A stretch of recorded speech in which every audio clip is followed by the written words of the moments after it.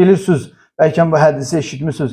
Həzrəti İbrahim Allah Taala'ya dedi, Pərverdigar-ı aləm, sənin vəkilin ölüm mələyin ki, Mələkül Maut, Cənab-ı Əzrailin insanın canını necə almağın görmək istəyirəm. Dedi, ya İbrahim, sənin buna taqətin çatmaz.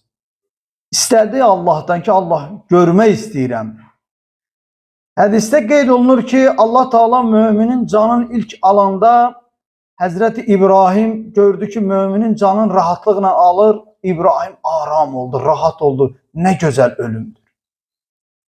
Sonradan Allah Taala ki, mələklər gözəl bir nurani şəkildə onun yanında oldular. Yəni o müminin yanında, hətta imamlar, peyğəmbər müminin yanında olacaq. Hədislərdə qeyd olunur ki, müminə o an təsəlli verəcəklər. Narahat olma. Və onun gedəcəyi yeri ona göstərəcəklər. Görürsünüz, bəzən insanlar olur, xüsusən çox şəhidlərdə bu ruhiyyə olur ki, təbəssüm edərək dünyadan köçürlər. Gördü ki, mümin bu cür, İbrahim əleyhissalam, gördü, müminin canını Allah bu cür rahatlıqla aldı. Dedi, ilahi və Rəbbi, nə xoş ölümdür bu. Çünki müminin ətrafında peyğəmbər, imamlar, onun yaxşı əməlləri, onun mümin dostları, qardaşları ona olunan şeyləri təlqin edirlər, deyirlər.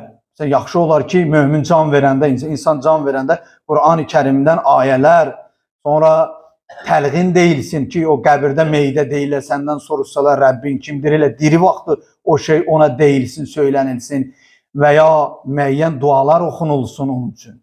Həzrəti İbrahim gördü ki, ilahi və Rəbbi, bir müminin canını aldı, nə xoş ölümdür, rahatlıqla gördüm ki, Allah müminin canını alır.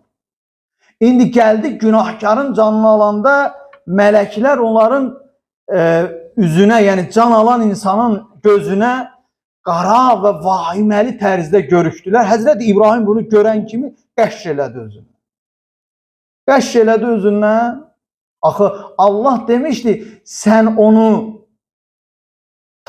ona tab gətirə bilməyəcəksən ya İbrahim. Qəşş elədi Həzrəti İbrahim özündən. Ailəndən sonra dedi, Pərverdigar-ı aləm. Baxın, o can vermə səhnəsi nə qədər önəmli. Odur, çalışağın, özümüzü bağışlatdıraq ölək. Özümüzü bağışlatdıraq ölək, şeytana alət olmayaq.